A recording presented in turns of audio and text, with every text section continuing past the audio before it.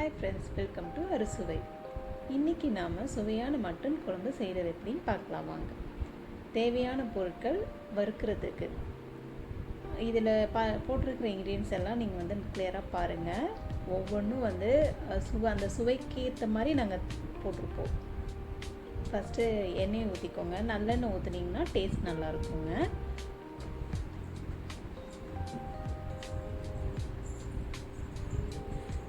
அதுக்கப்புறம் சின்ன வெங்காயம் இருக்கு இல்லைங்களா, சின்ன வெங்காயத்தை நல்லா போட்டு வதக்கிக்கோங்க.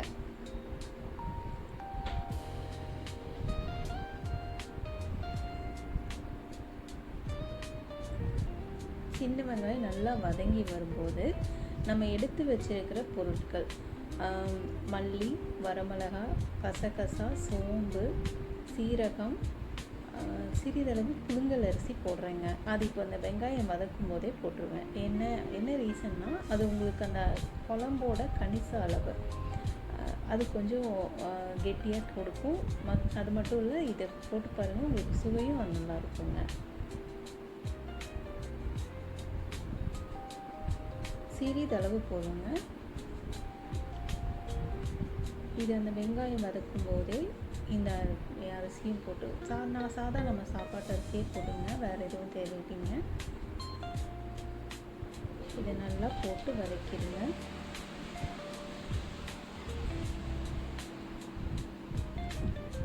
பார்த்தீங்களா, நல்லா வறுப்படுது. ரொம்பவும் வறுப்பட வேண்டாங்க.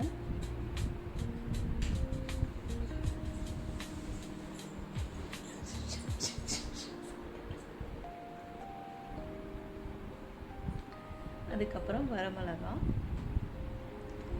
நான் வந்து ஒரு 5 மிளகாய் போட்டிருக்கேங்க. நீங்கள் காரத்துக்கு ஏற்ற மாதிரி போட்டுக்கோங்க.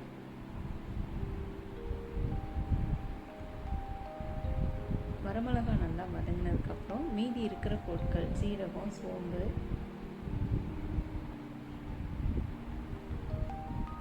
இஞ்சி, பூண்டு, மல்லி, பட்டை, கிராம்பு. பட்டை இதில் என்ன ஒரு இதுனா, நான் இங்கே சுருள் பட்டை எடுத்துருக்கேங்க. எதனால் சுருள் பட்டை அப்படின்னா, கொஞ்சம் டேஸ்ட் நல்லா கொடுக்குங்க. நீங்களும் வாங்கி பாருங்கள், உங்களுக்கு அதோட டேஸ்ட்டே தனியாக இருக்கும். எல்லா டிபார்ட்மெண்ட் ஸ்டோர்லேயும் கிடைக்குங்க இந்த சுருள் பட்டைங்கிறது. இப்போ நார்மலாக அது யாரும் வாங்குறது இல்லைங்க, ஆனால் அது வாங்கி பாருங்கள், உங்களுக்கு நல்லா டேஸ்ட் தெரியும், டிஃப்ரென்ஸ் தெரியும். இதில் பிரிஞ்சி இலையும் போடுறோங்க. இதோட பூண்டு, இஞ்சி சேர்த்துக்கோங்க. இஞ்சி கொஞ்சம் சின்னதாக போடுங்க. கடைசியாக கருவேப்பிலை போட்டு நல்லா வதக்கிக்கோங்க. நல்லா வாசம் வர வரைக்கும் வதக்குங்க. ஒரே ஒரு ஏலக்காய் மட்டும் போட்டுருங்க கடைசியாக. நல்லா வதங்கி வந்ததுக்கப்புறம் கசகசா ஒரு டீஸ்பூனுங்க.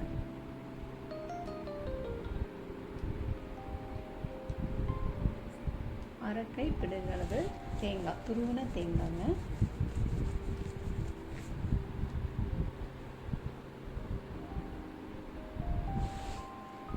இதையும் போட்டு நல்லா வதக்கி ஆற வச்சிடலாங்க.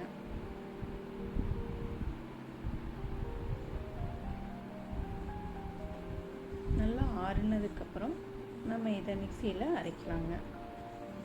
கடைசியாக மஞ்சத்தூள் போடுறது இது வந்து ஆப்ஷனல் தாங்க, நான் சேர்ப்பேங்க. எதனாலன்னா கொஞ்சம் கலர் கொடுக்கும், அதுக்காக. நம்ம வெங்காயத்தை ஒரு 1-2 நம்ம இது பண்ணி வச்சுக்கலாம். அதை தட்டி எடுத்ததுக்கப்புறம் இந்த வறுத்து வச்சதெல்லாம் போட்டு அரைச்சிடலாங்க. நல்லா நைஸாக அரைச்சிடலாம். நான் இங்கே ஏற்கனவே கறியை வேக வச்சுருக்கேங்க. இல்லை 1/4 கிலோ கறி எடுத்துருக்கேங்க. நல்ல பூவாக வெந்திருக்கு பாருங்கள். அதுக்கப்புறம் குக்கரில் நல்லெண்ணெய் நல்லா ஊற்றிக்கலாங்க.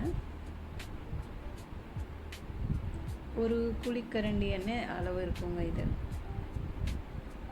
இதில் நம்ம ஏற்கனவே வந்து சதைச்சி வச்சுருக்கோம் இல்லைங்களா, சின்ன வெங்காயம், அதை போட்டுடலாம். நல்லா போட்டு நல்லா வதக்கிடலாங்க. ஒரு 5-6 சின்ன வெங்காயம் தான் அதில் போட்டிருக்கேன். அரை தக்காளி அதையும் சேர்த்து இதோட வதக்கிக்கலாங்க. நல்லா வதங்கிடுங்க. வதங்கினதுக்கப்புறம் நம்ம அரைச்சி வச்ச அந்த விழுது இருக்கு இல்லைங்களா, அது எல்லாத்தையும் போட்டு நல்லா ஒரு வதக்கலாங்க. நான் இதுக்கு சேர்க்குற தண்ணி எல்லாமே இந்த கறிக்கு வேக வச்சோம் இல்லைங்களா, அந்த தண்ணி தாங்க சேர்க்குறேன். அதுதான் இன்னும் நமக்கு டேஸ்ட் நல்லா கொடுக்குங்க.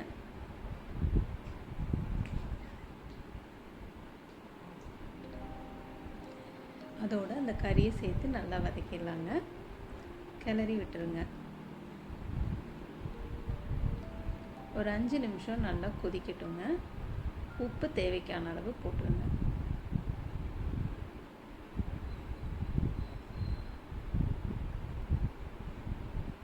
ஏற்கனவே கறியில் உப்பு போட்டு வேக வச்சுருக்குங்க. ஸோ பார்த்து போடுங்க.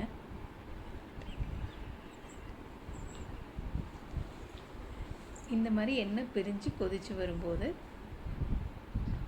நம்ம விசில் மூடி வச்சு ஒரு விசிலில் எடுத்துடலாங்க. பார்த்தீங்களா, ஒரு விசில் விட்டு எடுத்துட்டேங்க. எப்படி கறி நல்லா வெந்திருக்குன்னு பாருங்கள். கடைசியாக நம்ம கொத்தமல்லி தூவி இறக்கி வச்சிடலாங்க. அவ்வளோதாங்க. 5 நிமிஷத்தில் நம்ம ஈஸியாக 1/4 கிலோ கறியில் மட்டன் குழம்பு வச்சாச்சுங்க. இனி அடுத்தது நம்ம வேறு ஒரு டிஷ்ஷோடு சந்திக்கலாம். Thank you friends. நம்ம சேனலை சப்ஸ்கிரைப் பண்ணுங்கள்.